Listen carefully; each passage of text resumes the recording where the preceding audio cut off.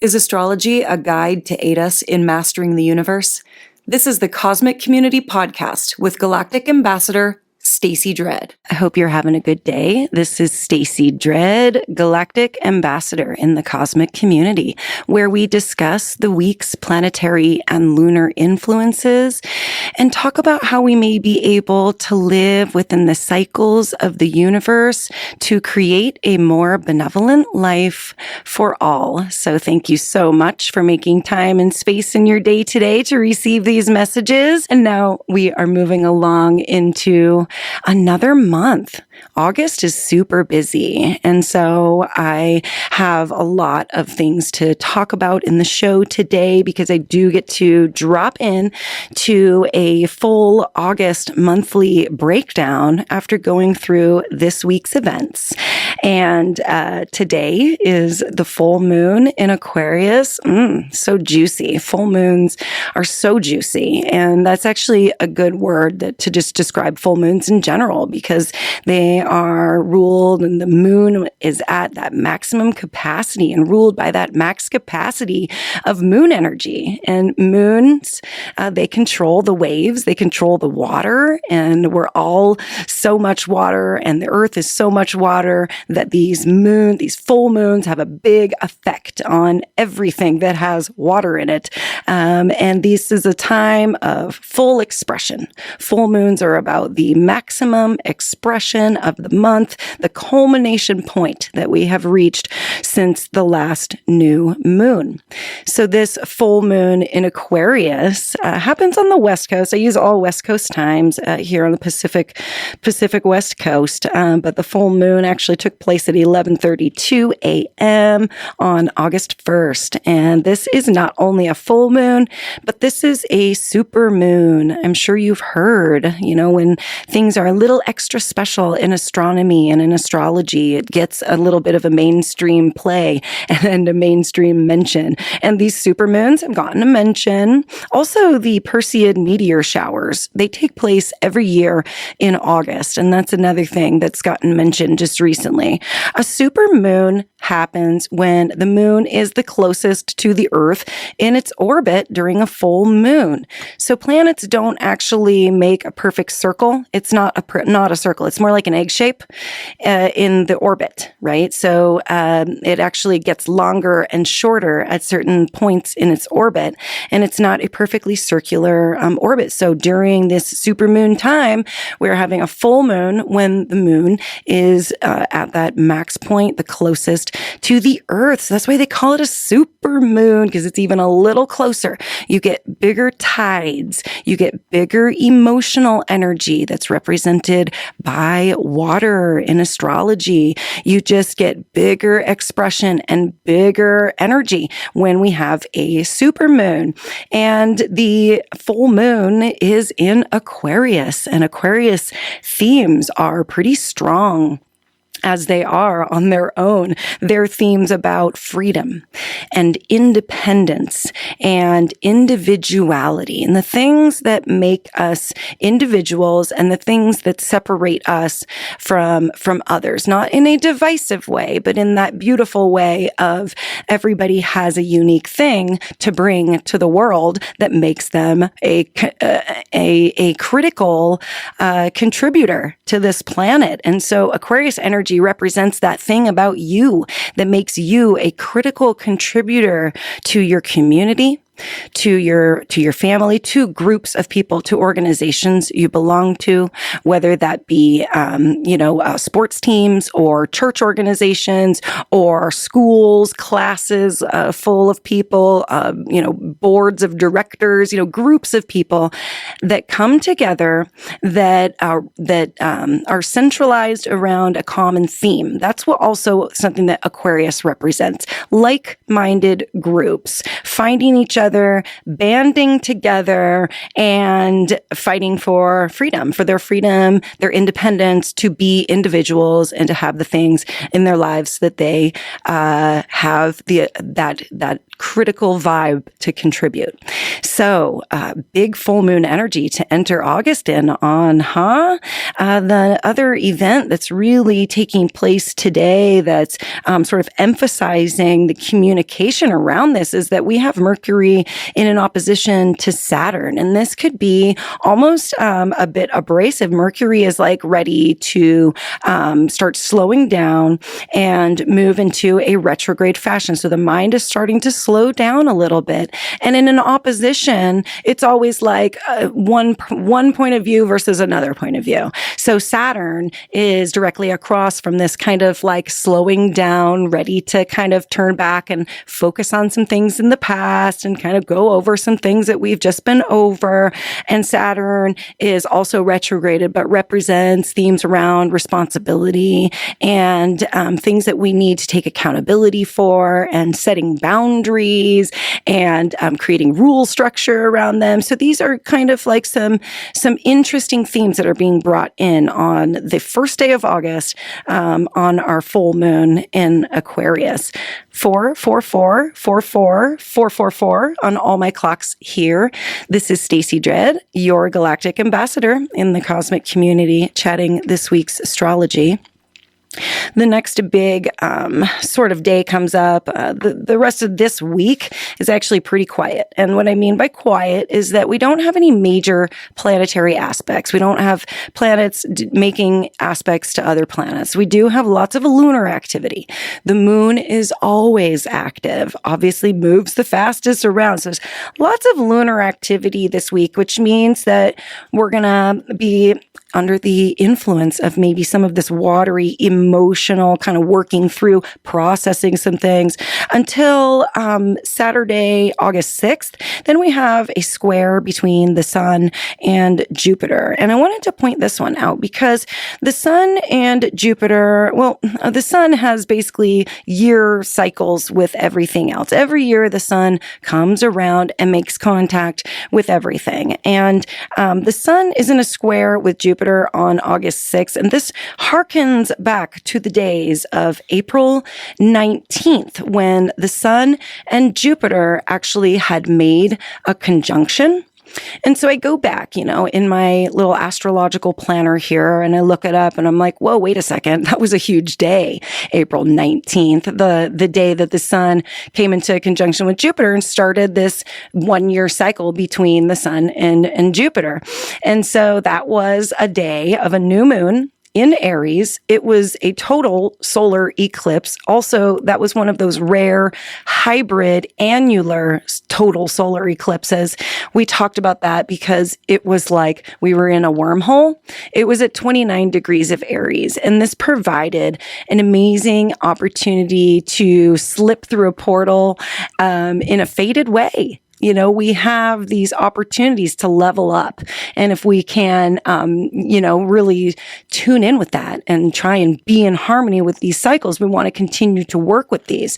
So we are brought back to this wormhole, this portal that we slipped into on April 19th. So if you can kind of think back to that, that's what this week is bringing us back to, is to that new moon in Aries. That would have been an opportunity for us that month. We had 2 new moons in Aries, and this month we have 2 full moons in the month of August. And so there's just some type of synchronicity going on here. So we're sucked back into this wormhole from that we started on April 19th, on August 6th, and then comes August 9th. This is a day we have another square.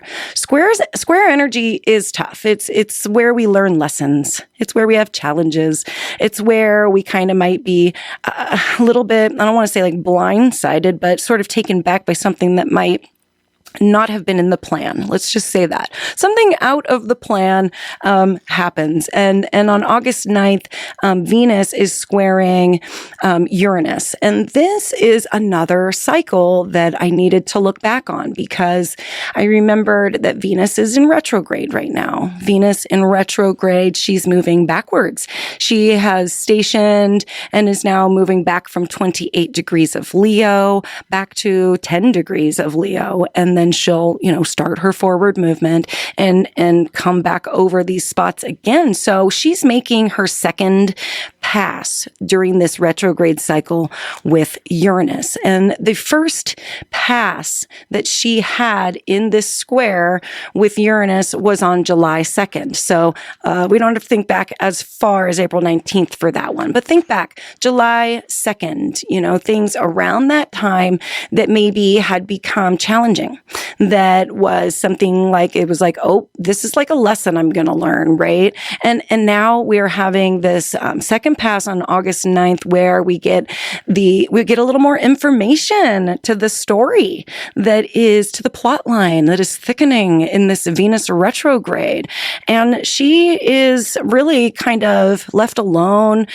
She's going to have a quick conjunction with Mercury and then also be involved in a conjunction with the sun, which is the Venus star point later in the week. But come, that second week of August, we find that the story that was started on July 2nd regarding Venus themes in our life, love, money, trust, values, what we value, the beautiful things, pleasurable things, music and arts, and the way that we love food and good food and all these things. Well, we are somehow refiguring this. There is some type of plot. The plot line is thickening, we will just say, in the Venus retrograde here. And then on August 11th, there is a little bit of an irritation between Mars coming into a quincunx with Chiron. Mars is our physical body. Mars is the go-getter energy. It's like we want to get things done. It's our warrior spirit. Mars is our ego and our very much telling us to just do things now. Mars is not very patient. And Chiron's the wounded healer. Chiron has been forced to be patient. Chiron is just a forcefully patient individual because Chiron has been through the worst of it and has come out on the other end as a superhero, having healed his own wounds. And so Chiron is a really interesting energy. It always represents healing. But Chiron is retrograde right now also. So that energy is kind of looking back a little bit, turning around, looking in reverse. And the physical body likes to move forward. So this could feel a little irritating on August 11th. And then the 13th comes around. It could be a really big, beautiful illumination point for the month of August, which is super busy. So August 13th has our Venus star point. And this is when the sun and Venus come into a conjunction. And Venus used to be in the night sky. We can't really see her anymore. She's going to awaken as the morning star here after she makes her pass past the sun. But she is really, really alive and lit up. And having just been through this kind of second square with Uranus, maybe something sort of surprising came up earlier in the week. And so this comes around to bring some clarity. So anything that was brought up on the 9th as challenging, and then we had that something irritable on the 11th, the 13th, I feel like is going to be like a brilliant point for us to heal and come to some sort of clarity regarding that. But there is a new moon on August 16th in Leo. And we've been moving through this Leo energy, and it's strong because Venus is retrograding in Leo. So there is work going on in our hearts, which is what Leo represents. So there is going to be some type of focus on having a new beginning within our heart space. on this Leo full moon on the 16th. There is also another irritability, another one of these quincunxes on that day, which I bring up because it comes up later again in the month. And this is Mercury quincunxing that Chiron that I just talked about. Mercury is slowing down to station to go retrograde. When Mercury goes retrograde, it slows our minds down. We start forgetting things. We start losing things. Everything just starts like taking a little bit longer to do. Transportation here and there. It just becomes more challenging as Mercury goes retrograde. And with Mercury's mind slowing down and coming into this irritable aspect with Chiron, I feel like this could be a tough time, a tough day. There's also a trine between Mars and Uranus on this day, August 16th, which creates a lot of volatility and possibly a little bit of physical danger and surprising things coming into play. So I don't want to scare anybody, but like Mars trine Uranus, Mars is that physical body again, and Uranus is sudden things that happen. It's also lightning strikes. So this could be a surprising day. Keep yourself safe that day. Look both ways like 5 times on August 16th. And then that Mercury that I mentioned is slowing down and stationing retrograde on August 23rd. Our mind will slow down. The Mercury retrograde is taking place in the sign of Virgo. Virgo likes to be more grounded and forward moving. So it's going to be tough in regards to Virgo energy. And that same day, we have the sun moving into Virgo, the same day that Mercury stations retrograde in the same sign. So we'll continue to watch what that brings up for us. The last aspect that I will mention is the last full moon in Pisces, which is also the blue moon this month. A blue moon happens when we have 2 full moons within the same calendar month. So because 2 full moons are happening in August, the 1st and the 30th, the second one is considered a blue moon. It's a full moon in Pisces. Full moons in Pisces are always super emotional and a little bit over the top. It's also where we can find a lot of completion. When I say over the top, I meant emotionally, because Pisces represents the large ocean of emotion and also our subconscious. It's a very psychic energy, so we can really tune in with any type of psychic energy or messaging that's coming in from the universe on the day of this full moon, blue moon in Pisces on August 30th. There is also, again, that quincunx between the now retrograded Mercury and the wounded healer Chiron, who is also retrograded. So another little bit of that weird communication coming up. It's like there is almost, with Mercury being retrograde and Chiron being retrograde, it's like a holding back energy. And the full moon is about expressing. So we need to, work up to this, and that new moon is going to provide some motivation for us to kind of hold it together for ourselves through the end of August.